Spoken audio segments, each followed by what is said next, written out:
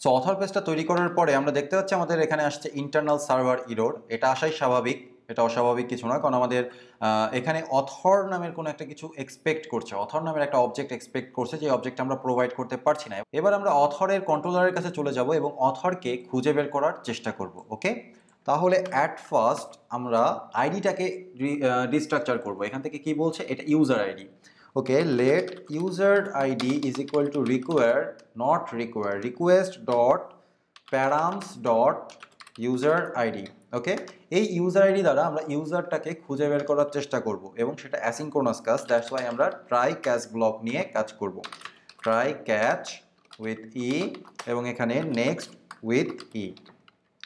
Try ব্লকের ভেতরে আমরা কি করব, আমরা লেট অথর, এই অবজেক্টটার নাম দিব author, is equal to user dot find.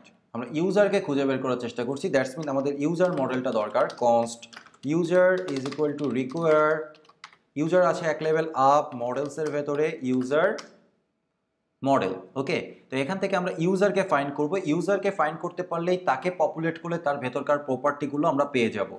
তাহলে author, let author is equal to user dot find, এখানে আমাদের আইডি বলে দিতে হবে, যেহেতু আমরা ফাইন্ড করতে চাচ্ছি আইডি দ্বারা, তাহলে আমরা লিখতে পারি ফাইন্ড বাই আইডি আমাদের ইউজার আইডি।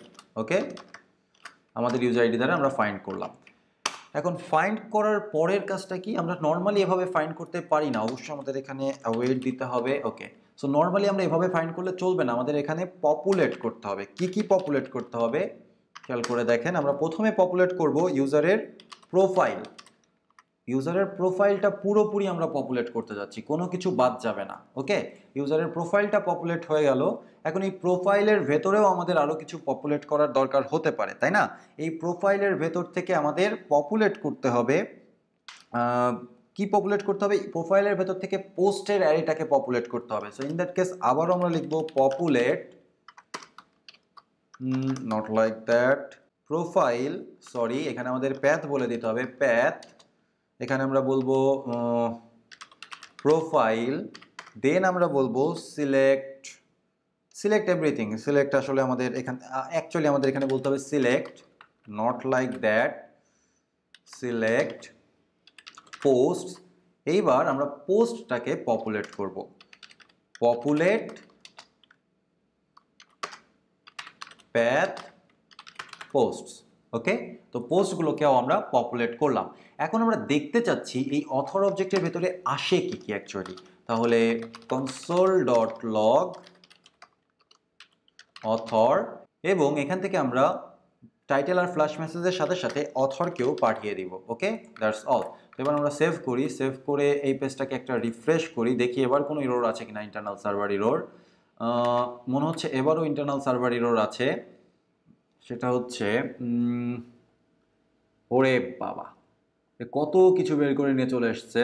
আমাদের প্রোফাইল পিক্স নিয়ে আসতে পারছে, profile pix, ID, user name সব কিছু নিয়ে আসছে। তারপরে প্রোফাইলের ভিতরে প্রত্যেকটা পোস্টকে সে পপুলেট করছে, প্রত্যেকটা পোস্টে দেখা যাচ্ছে, দেখার পরে প্রত্যেকটা পোস্টকে দেখা যাচ্ছে, দেখার পরে ফাইনালি যাওয়ার পরে এখানে সে প্রত্যেকটা পোস্টকেই শুধুমাত্র করতে পারছে। অ্যাকচুয়ালি আমাদের পপুলেটে কিছু ইরোর আছে, সেই ইরোরটা আমাদেরকে হ্যান্ডেল করতে হবে, এবং সেই জন্যই মেনলি এখানে ইরোর একটা পাচ্ছে। কি বলছে, unhandled promise rejection author is not defined. Okay, so এখানে বলছে অথর ইজ নট ডিফাইন্ড, এটা বলার পেছনে আর একটা রিজন আছে। তো প্রথমে আমরা আমাদের পপুলেট অংশটা নিয়ে কাজ করে ফেলি, পপুলেটে যে মিস্টেকটা আছে সেই মিস্টেকটাকে আগে হ্যান্ডেল করার চেষ্টা করি। ওকে, পপুলেটে কি কি মিস্টেক আছে, তো পপুলেটে এই যে এখানে আমরা দুইবার প্রোফাইল নিয়ে কাজ করেছি, এটা একটা মিস্টেক আছে। দুইবার প্রোফাইল নিয়ে কাজ করার আমাদের কোনো দরকার নেই। সো আমরা সিম্পলি এখান থেকে বলতে পারি পপুলেট প্যাথ প্রোফাইল। ওকে, আর তারপরে আমরা আবারও বলতে পারি পপুলেট, দেখি এবার কি অবস্থা আসে দেখা যাক, প্যাথ পোস্টস। ওকে, তো এইবার আমরা দেখার চেষ্টা করি যে আমাদের কি আউটপুট আসে। আরেকবার রিফ্রেশ দেই, এটা আমাদের জন্য কি আউটপুট জেনারেট করে, আগের মতোই সব কিছু জেনারেট করেছে। এবার আমাদের profile pix, ID, user name, email, password, created tag. এবার আমরা প্রোফাইল পাচ্ছি, লিঙ্কস পাচ্ছি, সব কিছু একবারে পাচ্ছি। ইভেন আমাদের পোস্টটাও আমরা ডিটেলস আকারে পাচ্ছি, ওকে, যেটা আমাদের ভবিষ্যতে দরকার পড়বে। That's all. এটা আমাদের পারফেক্টভাবে এবার কাজ করছে, কিন্তু এখানেও একটা ছোট্ট ইরোর আছে। সেই ইরোরটা হচ্ছে আমরা রেন্ডারটা যে করেছি, সেই রেন্ডারটা করেছি আমাদের ট্রাই ব্লকের বাইরে। দ্যাটস ওয়াই স্কোপে অথরকে খুঁজে পাওয়া যাচ্ছে না। সো এবার আমি একটু ফরম্যাট করে নিই আমাদের ডকুমেন্টটাকে। ইরোর আসতে পারে, এটাই স্বাভাবিক। সেভ করি, সেভ করে আরেকবার রিফ্রেশ করি আমাদের সার্ভারটা। অবশ্যই এবার আর আমি কনসোল লগ করতে চাচ্ছি না। ও, কনসোল লগ রিমুভও করে দিয়েছি, সো কনসোল লগের আর কোনো হিসাব নেই। ও ওয়াও, এবার আমরা পেয়ে গেছি name, tested user, updated title. ও, খুবই বাজে, খুবই বাজেভাবে এসছে, কিন্তু অ্যাটলিস্ট কিছু তো কিছু এসছে। সো যাই হোক, আমাদের প্রোফাইলের বেসিক কাঠামোটা এখানে আমরা দেখতে পাচ্ছি, কিন্তু খুবই বাজেভাবে।